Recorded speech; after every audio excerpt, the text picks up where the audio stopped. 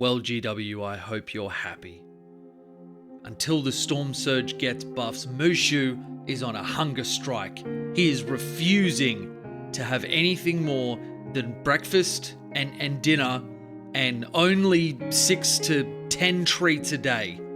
This is what you've done. This is the face of disappointment. He's so hungry, he's licking everything. My poor boy, look at what you've done to Mushu.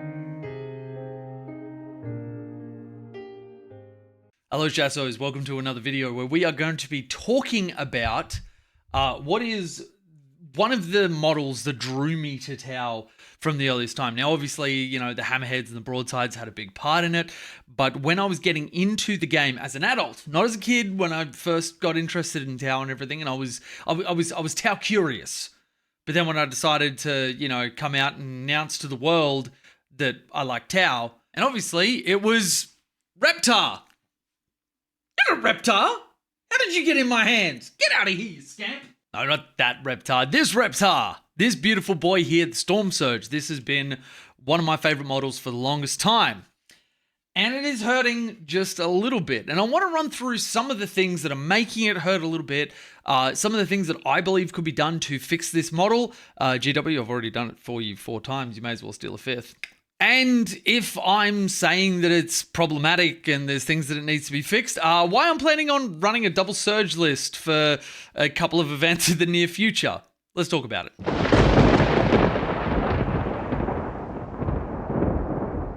So the first thing that I want to touch on, which is the Bane of Big Models. I recently just put out a Tiger Shark video talking about that, and it suffers from the exact same problem that the Stormsurge suffers from, which is the stupid.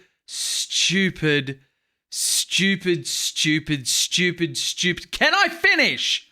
Stupid split fire rule. This downside baked into our army rule. One, we are the only faction that has a downside immediately baked in, and no CSM, you don't count. You have arguably the coolest fucking rule in all of 10th. So no, just get out of here. No, I'm talking about the fact that we get a bonus when we target our spotted unit, but if you target anybody else, just for like no reason, you get a -1 ballistic skill.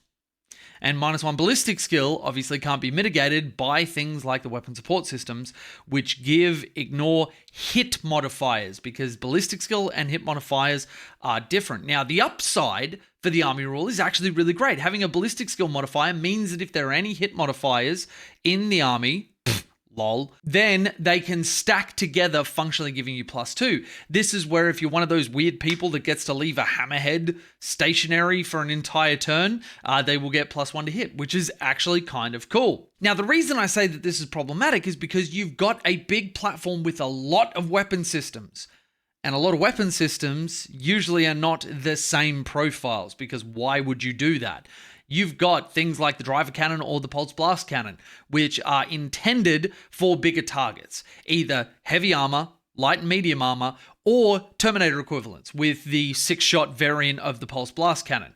Even the driver cannon, being a damage 3 gun, is very, very effective at targeting Terminators. Then you go into some of the other guns that they've got, and you've got a cluster rocket system, you've got 2 smart missile systems, you've got all of these little fire guns, which would be really great to throw into people. But if you've targeted the big gun because you likely need that armor dead and you're splitting fire to go elsewhere, well, I'm sorry, you're hitting on 5s. Luckily, they were smart enough to bake in a support system for the Stormsurge where it ignores any or all hit modifiers, and notice it says any or all, which means that it has heavy on all of its weapons, which again is actually kind of cool because the Stormsurge is one of the things that actually can stay stationary. And I'm going to show you a little bit of tech using Montcar and pre-game moves that you can give them to actually get a heavy bonus and count as having not moved for your turn. So in that, you can actually designate that you will take the positive modifier but ignore the negative modifier. It is any or all. You get to choose what you ignore and what you don't, being very, very beneficial. This, I think, is one of the worst things about some of our big super heavies, because you go onto something like Space Marines, and I've been playing around with a little bit of list diversity in a couple of different armies, trying to wrap my head around the entire game. and I look at some of the stuff that they've got, and like a Repulsor Executioner makes me like wet and weak behind the knees because I look at the number of guns that it's got and it just gets to spray everyone on the battlefield on 3s just for like no reason. They have an extreme amount of output. You put them in Ironstorm, they're even better. And I just kind of look at it and go, I remember very, very early on in the 10th index, I was comparing a Hammerhead to a Mutilith Vortex Beast because I was wrapping my head around 1,000 Suns for a Teams event. And I was looking at it with 3 different weapon profiles, able to hit flamers or infantry or heavier infantry or an anti-tank, basically a las cannon shot. And I was looking at it and going, okay, and why is this only just a little bit more expensive than a Hammerhead when you're hitting on 3s as well? Just for like no reason. And you've also got abilities that feed into your army. 1,000 Suns is a really well-written index, by the way. Playing around with a little bit of Sisters. Again, everything on 3s. Just because. And a bunch of really, really well-written cool rules. And then I sit there looking at my favorite army and just thinking, there's a lot that could be really good here. But GW has been pretty stubborn with not moving off of getting rid of that downside for splitting fire. It doesn't really make sense. Have us hit our main target on 3s and then every other target on 4s. I don't see a functional reason why the split fire penalty is healthy for our army. We take a bunch of different weapon profiles. That has been a theme of our army, that there are a lot of different platforms. It will take multiple weapon systems for multiple engagements and be a little bit of a Swiss Army knife. And that is very, very cool. But those units are suffering a little bit from having that split fire penalty. And in my opinion, none more so than the Stormsurge and maybe the Taunar are suffering from it the most, because they bring a very wide array of weapon systems, and being aggressively costed means that they are not in the best position. Speaking of cost, the Stormsurge is currently still paying the price from the super heavies dominating the meta, with the original iteration of the towering rule, where even though Tau was like a 40% win rate army or maybe a little bit less, we had our super heavies go up for just like no reason. And nobody was even running them at the time because they just didn't really offer enough in order to help people reliably win games. It was still wrapping our head around all the index stuff. And I think if I had been able to, I would have run 2 Stormsurges and it probably would have been good. But it was the start of the index. We were figuring things out. With those points hikes, we now have the Stormsurge sitting at 400 points, which it is a good platform and it is worth the 400 points in my opinion. But when we start layering on some of the problems that Tau has, one of that being the split fire penalty, the Stormsurge isn't really looking like 400 points is the mark for having such a major downside baked into it, wanting to use all of its weapons on appropriate targets. Now, the next thing is a little bit of a minor gripe, but it is a gripe, and that is that the Stormsurge didn't get the battlesuit keyword, meaning that not only is it okay in the Kroot hunting pack, like it can work, but you don't want to drop it into Retaliation Carter because you cannot get any benefit from that detachment whatsoever. Now, I hear you saying, yep, you're probably not going to have a lot of stuff get within range to benefit from that, and it's already got some pretty high damage profiles. Yeah, fair. But also, how many games have you had somebody who's a rush melee army and they're getting in your face, and that extra strength and AP on all of your stuff would actually be very, very relevant? Not having battlesuit on, this enormous battlesuit, and that's what it is. Even though it's got 3 pilots, there's just 2 more pilots than all the other ones have, but they still have pilots operating them. It is a battlesuit, and I would really, really love to see this get the battlesuit keyword in order to make use of all of the really, really cool things that Retaliation Carter offers, and including being able to, I've got a big blob of green tide over there. I'm going to spend for the Arachon protocol and get a lot more output for this 400-point unit, which otherwise may struggle to get through units like that. Apologies, had some hooting from the other room, so I had to go see the black and white owl. Now, obviously, as I said, this is a very minor gripe, but having that keyword could really open up a different form of variation of Retaliation Carter list that'd be pretty cool. And at the end of the day, that is what I want for any of my players when I'm playing D&D, or me as a TO or as a player engaging with a game that I love. Options and having different things that we can do is just really, really cool. Now, yes, you can plug Stormsurges into Retaliation, Carter, but there is something that just feels lacking when you do so and they don't get a detachment rule whatsoever. It feels really bad.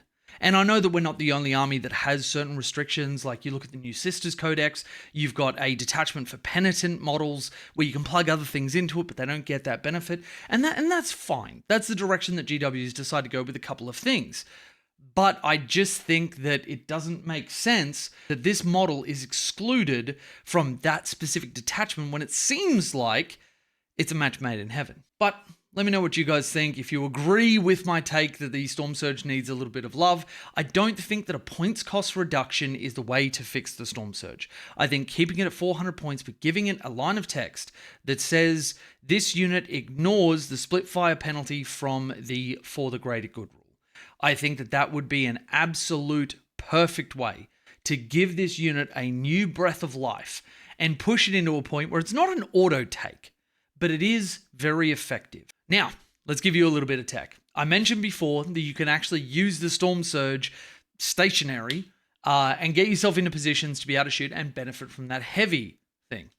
Well, let's jump onto Tabletop Simulator and I'll show you exactly how I do that. And some of you may already have answered. So if you know what I'm about to do, chuck it in the comments and be a little smartass and be like, oh, I know everything. No, I'm Hermione Granger.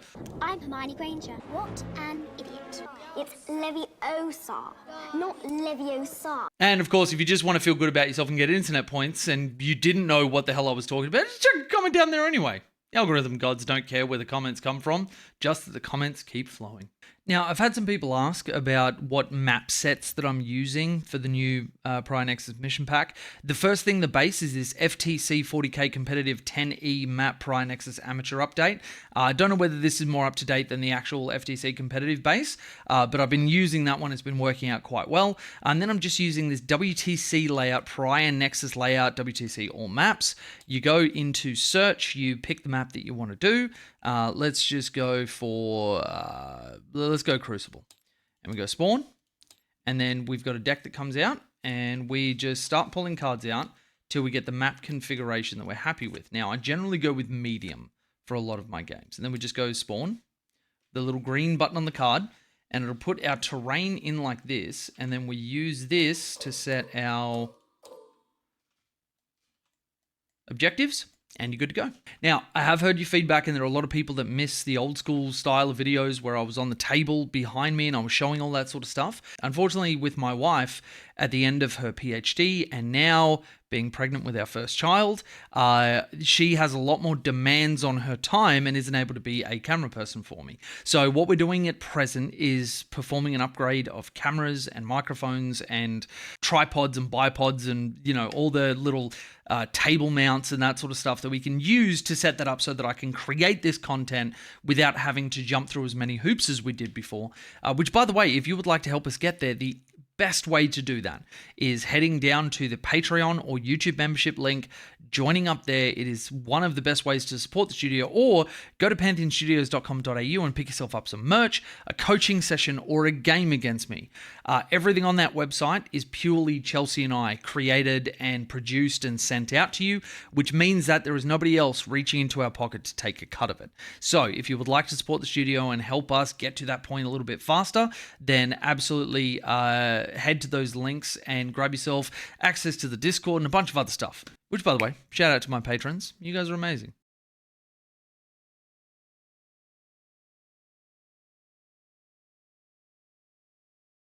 All right, so we've set up the board with just a couple of units, and I thought I would use the Hounds of Mushu, my beautiful Thunderwolf cavalry, to get shot at and obliterated by these two Stormsurges. But the tech for being able to benefit from heavy early on is actually the Strike Swiftly enhancement. This gives you the ability to pick two units that do not have a scout move and give them a scout move of 6. Now, all of this happens before the first turn begins, and that is the most important part. So I've positioned my Carter Fireblade, and I'm going to just put a little bubble around him so that you can see his 6-inch bubble. So I'm within it there, and I'm within it there. Beautiful.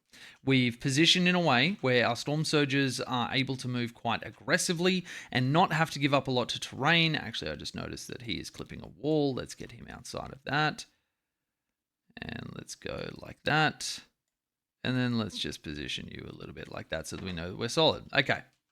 So, cut a Fireblade within 6 of both of the Stormsurges. Now, we get first turn, then cool, we're going to go aggressive. If we get second turn, we can use them to position in certain ways, like, you know, you can just move behind line of sight blocking terrain as long as you don't touch it. Towering models don't ignore it or are able to be seen over the top of it. You have to be within that footprint in some way or another to be seen. So you can position semi-conservatively using it. You can also move them backwards if you need to, if you're worried about charges or whatever else. But in this instance, we're going first. And we're like, okay, Space Wolf player thought he was safe behind this building and using this massive L to try and, make us cop an L. And this guy thought that he was perfectly safe back here because I would have to get an enormous distance around here to be able to see and shoot past that base. Well, we've got some ideas here. So, this Stormsurge is going to move his 6. And touch that terrain feature. Now, because of the towering rule, I only need to tow onto the base, and then I can see through terrain as if it doesn't exist. Now, that doesn't go for the 3-story ruins here. That is still a hard line of sight blocking ruin, especially in the most competitive format that we're seeing, where first floor of 2-story ruins is blocked out, so you cannot see through there, and 3-story ruins is fully blocked out all the way. But what's important for us is that, hello, we can see you just there. And we can also, if we position correctly, let's say we lose a bit of movement and we go this way, all of a sudden, from our base, we're able to see down there and shoot these guys. A little bit of a misplay on the Space Wolves player's part. And now this one is able to move forward his 6. And we go, all right, well, I still can't see anything off there. So he will actually make a normal move of 8 inches, stand on the center objective, and you know what? Just because I really want him to go fast and I want to have options for shooting stuff, we're going to pay 1 CP and he's going to auto-advance 6 inches. And because I'm running these Stormsurges in one car, guess what? From the front of his gun and from his base, he can now see them. And he can also see them. And on top of that, you've got this big-ass move-blocking unit sitting on this center objective with an OC of 6, T11, 2-up save, 4-up invulnerable save, all the trimmings, and also if we bank CP, we're able to get -1 damage, so it makes it even harder to kill. So now this one is able to shoot at both these units, this one is able to shoot at both these units, and using that scout move, this guy actually hasn't moved in this movement phase. He moved before the battle began. When the battle begins, before the first turn begins, he moves, which means he was stationary for his movement phase. He is getting heavy on all of his weapons. And this is something you can do with hammerheads as well to benefit from their heavy. You can move them in a way using the 6 inches to get an angle on somebody. And it won't always be as easy as this because towering is a very, very powerful rule to be able to do something like this and abuse other players thinking that they're safe and not thinking through the terrain rules and being able to get an advantage that way and have 2 Stormsurges able to shoot from turn 1 onwards. And then all you have to worry about is your guiders. And with a lot of infiltrators and scout moves like Pathfinders or just pure infiltrators on stealth suits, that is going to be relatively likely. And if you've got a platform which is hitting on 2s because of the heavy bonus for this guy, because your +1 ballistic skill and your +1 to hit, which again, they are different modifiers. They will stack. Hit modifiers can never go higher than +1, but ballistic skill modifiers have the same rule and they exist in tandem with each other, not in the same bucket. So he's hitting on 2s, re-rolling 1s. I have never had that happen. We just had somebody sub while I'm offline and it still gave me the notification. So, you know what? 1 Rainer 6. Thank you for the sub, my dude. I really appreciate it. And hopefully this gets thousands of views and you're semi-famous. Enjoy your time in the sun. Anyway. Then with let's say that we're using the dispersed profile, a strength 10 weapon is going to be wounding them on 3s, re-rolling 1s, which is a very, very good conversion rate. Not even to mention that on the hit roll, 6s will lethal. being just really, really good for getting through a bunch of extra hits. And that, with the Mont card detachment, is how you get a unit with a lot of heavy guns. Because look at this, the Stormsurge has heavy on everything but the Twin Tower Flamer. That's it. Everything else has it. So you're able to get yourself to hitting on 2s by using the scout move to do it all before your movement phase, get to a ruin, see through it, and just be able to full send it.